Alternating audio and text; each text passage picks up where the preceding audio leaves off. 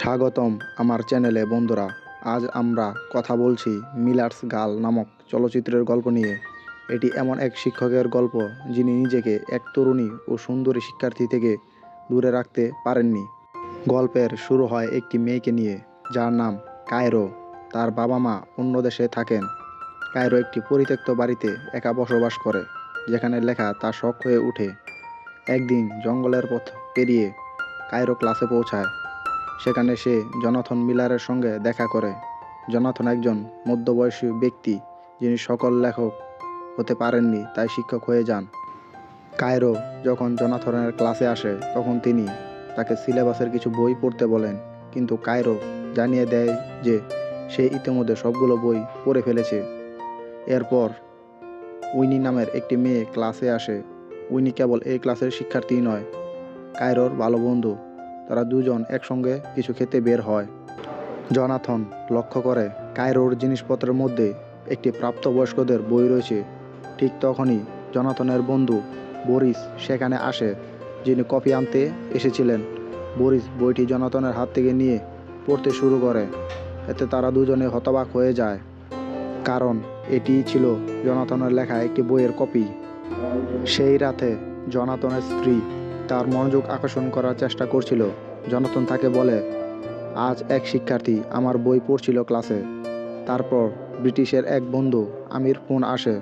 ফোনের পর ব্রিটিশ ও জনাথন একসঙ্গে মদ্যপান করেন।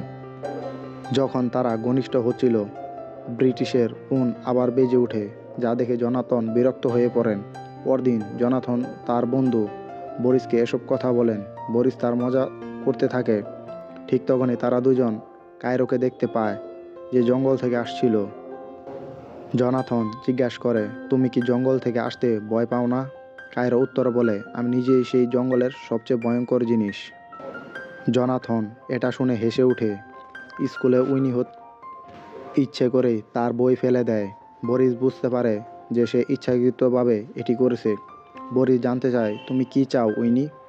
উইনি করেই বরিসকে বিরক্ত করছিল।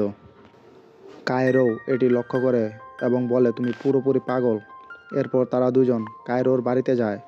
কায়রো কলেজে ভর্তি সংক্রান্ত একটি প্রশ্নে চিহ্নিত ছিল, যেখানে তাকে তার জীবনের সবচেয়ে বড় অর্জন সম্পর্কে বলতে হবে।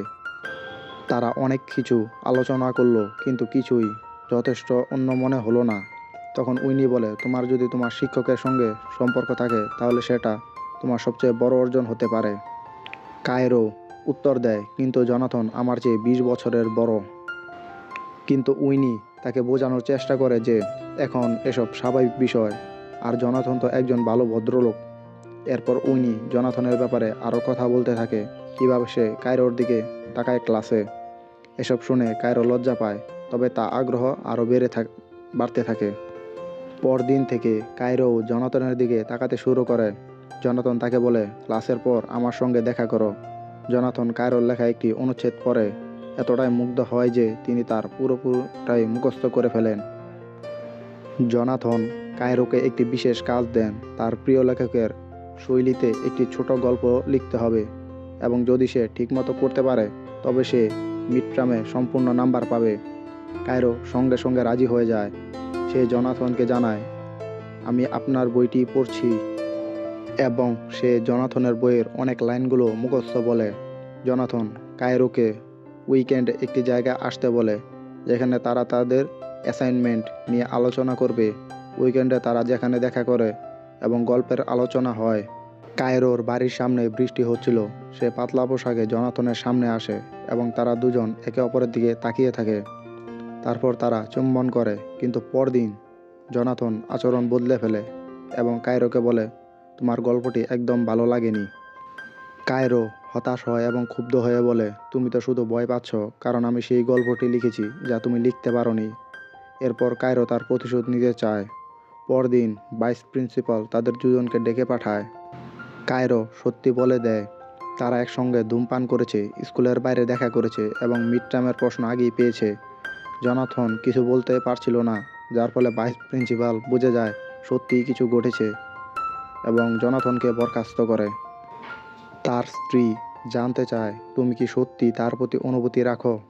অবশেষে কায়রো বলে, এখন জোনাথনের চাকরি নেই, স্ত্রীও নেই, এবার সে লিখতে পারবে। এই কথা বলেই গল্প শেষ হয়।